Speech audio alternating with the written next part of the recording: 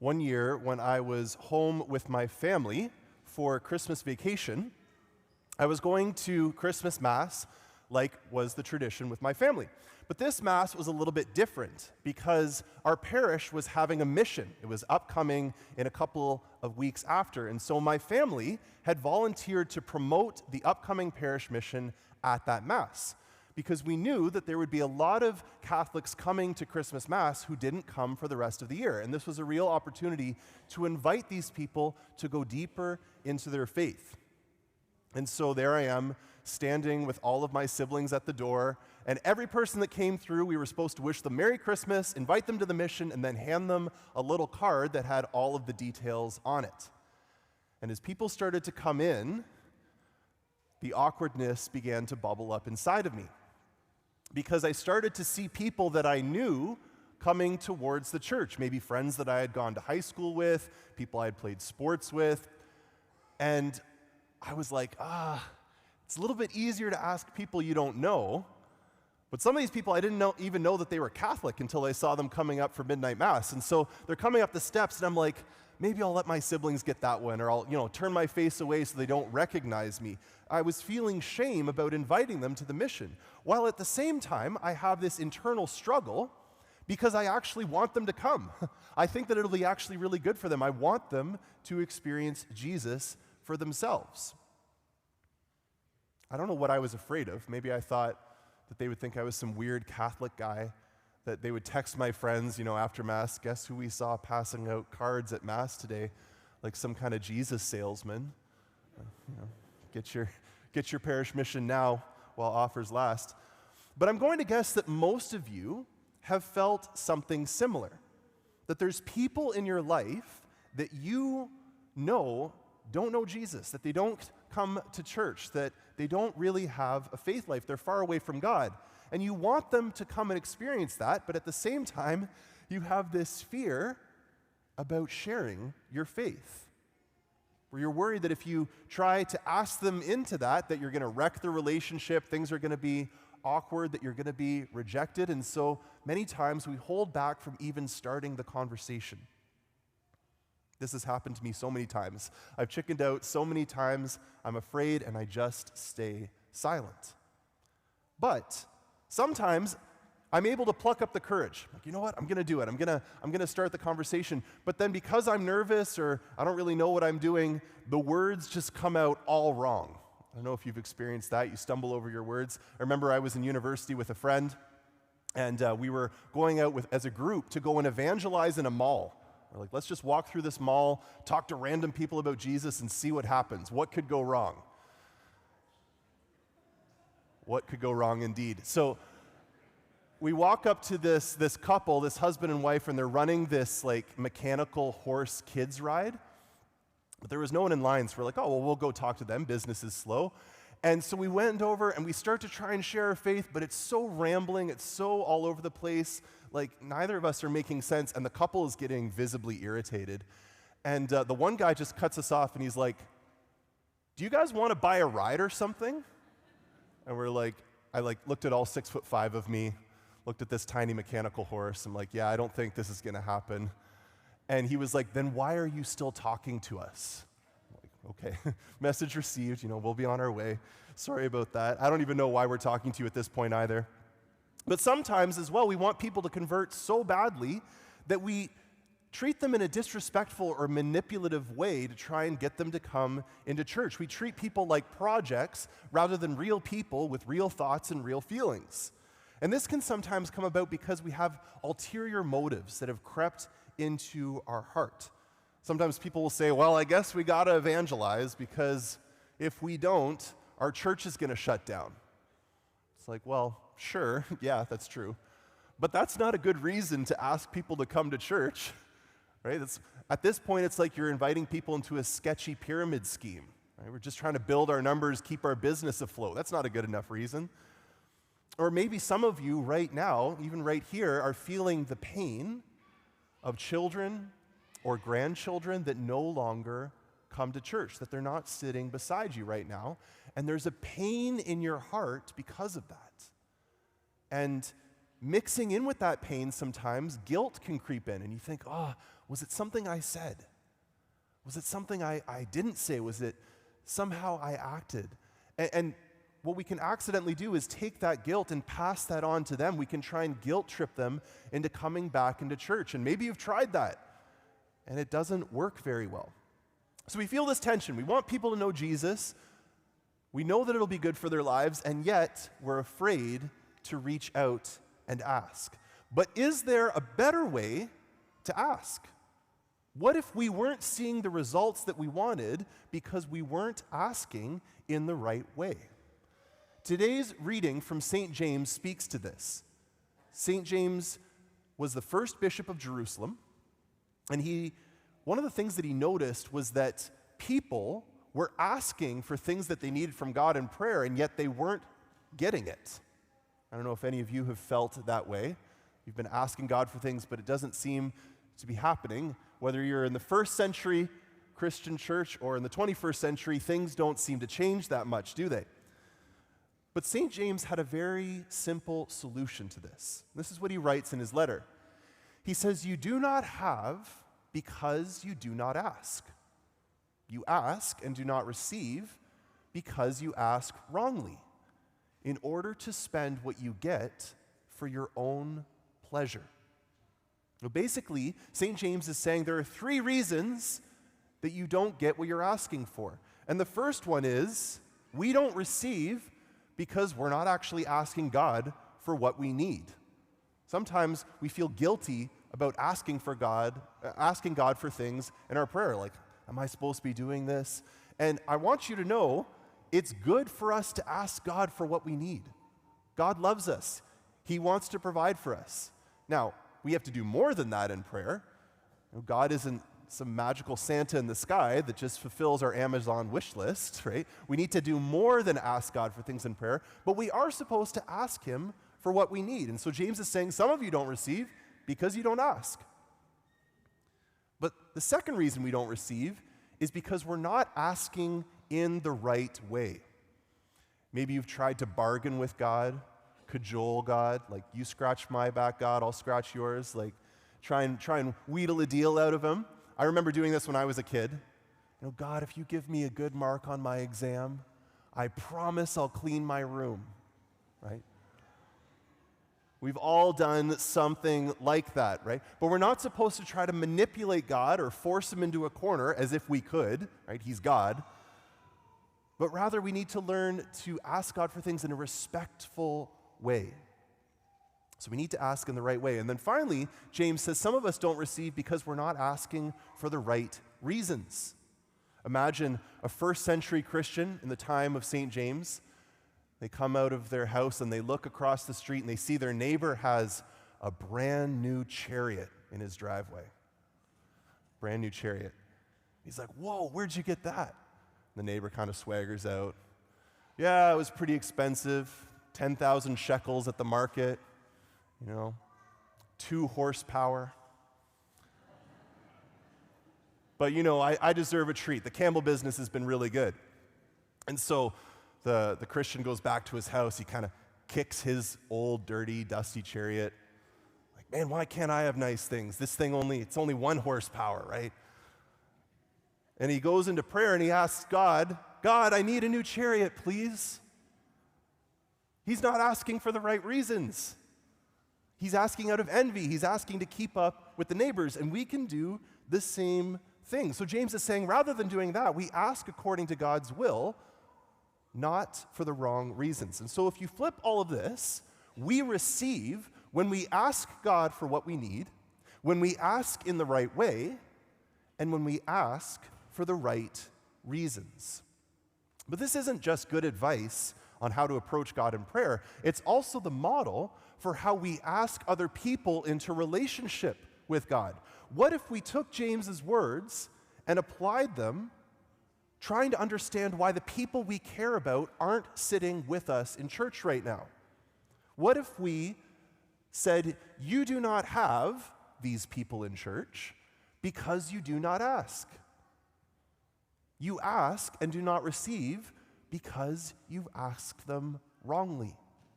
What if this was the case? Think about it. Is it possible that there are people who are supposed to be sitting beside you right now, but they're not here because no one has asked them to look into faith in Jesus.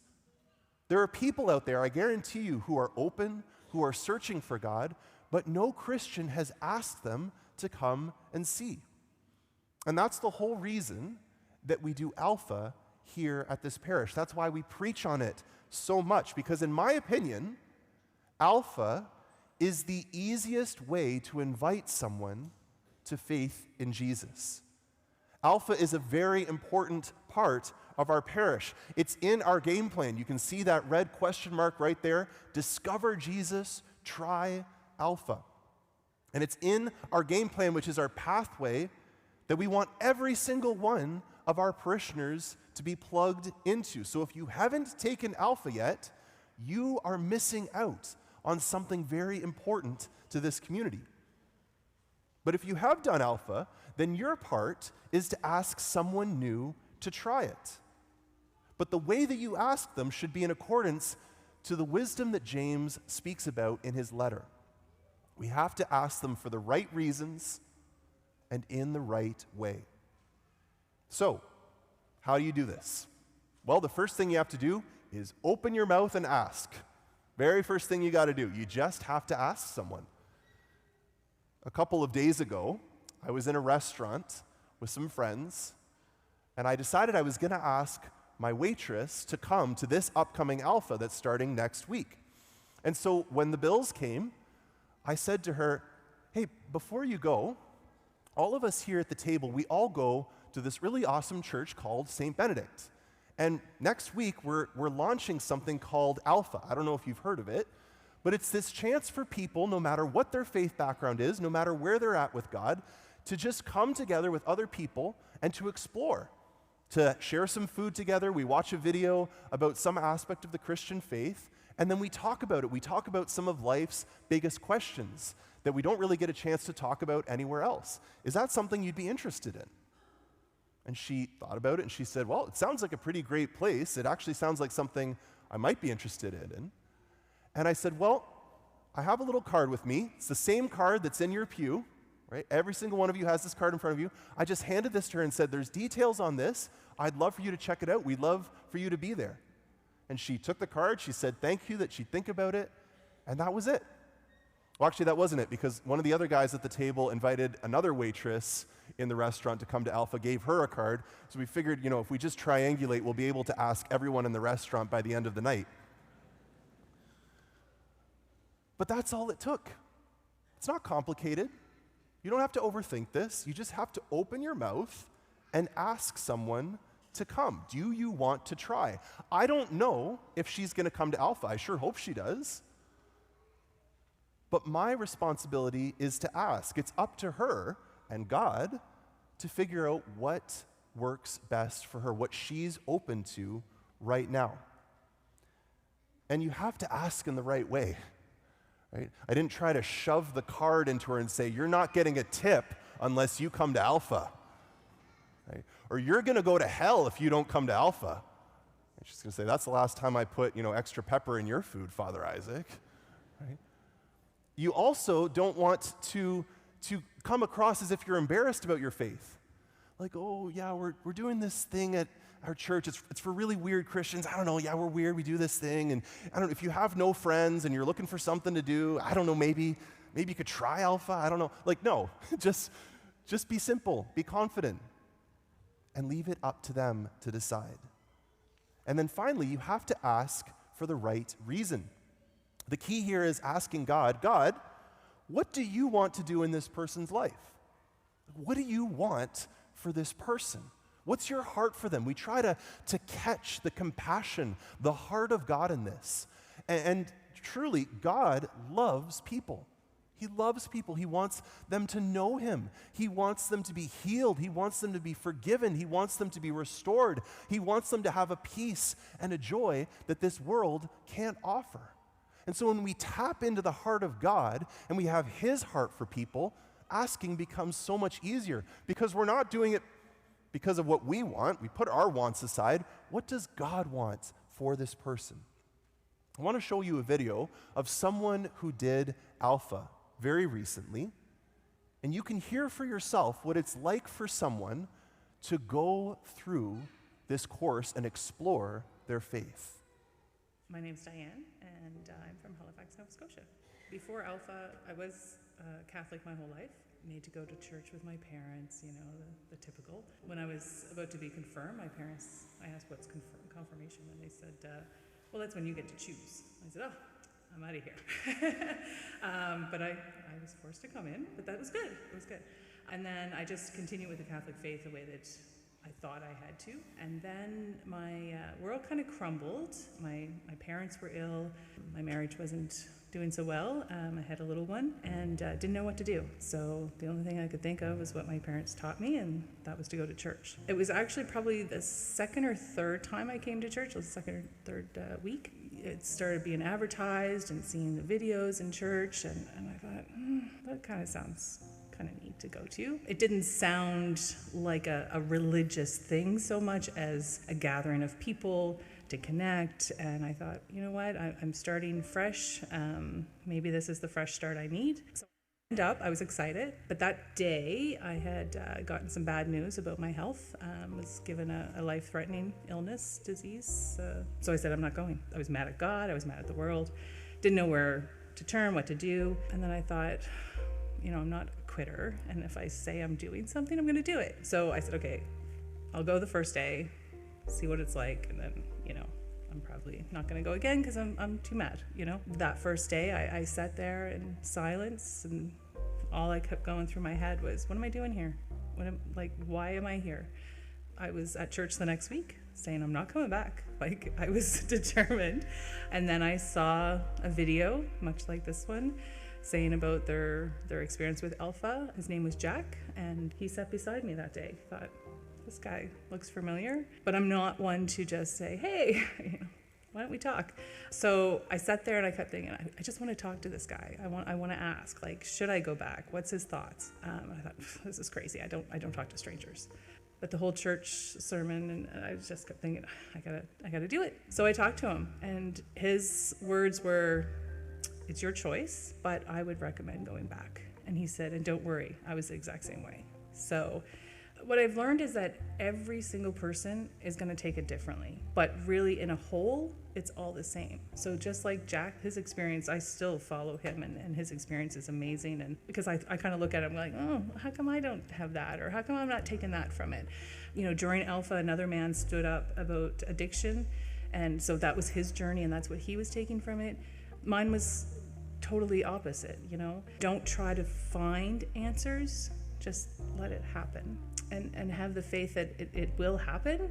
You just have to wait, you can't push it. Unfortunately, that's the kind of life we have now, is like, okay, I want answers now and I want to move quick, and I need to know where things are going. That's not his plan, but Alpha is a good start to have him start to talk to you about it and how to follow him and really listen to the people he sent here to deliver those messages. And Jesus is there to guide it towards whichever direction you're going. So I guess that's the main thing I would say, is just trust in the process. Even if you don't want to come back because it will be amazing in the end. Might be just the last day that you find it, but it happens. Yeah.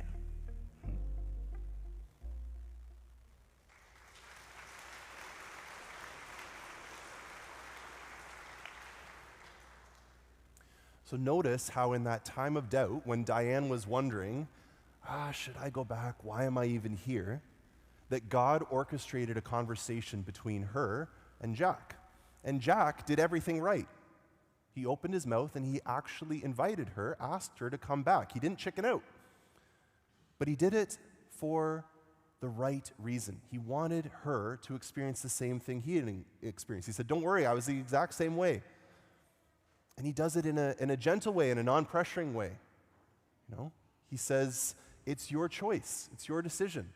I'm not going to force you. And because of that, Diane kept coming back. And it was such a good experience for her that now she's sharing her testimony about it in front of all of you. And now she's coming back on Alpha this year to help with all the new people coming. She's on team. That's a huge change in her faith life From earlier Diane, who when she found out confirmation was when she gets to choose, saying, perfect, I'm out of here. I'm done with this whole church thing. This is what happens when we ask people to come and explore their faith through Alpha. Lives are changed. People come to know the Lord. So ask someone, take that card, go out and ask someone to try Alpha. But ask them in the right way and ask them for the right reason. And what better reason than people get to meet Jesus himself?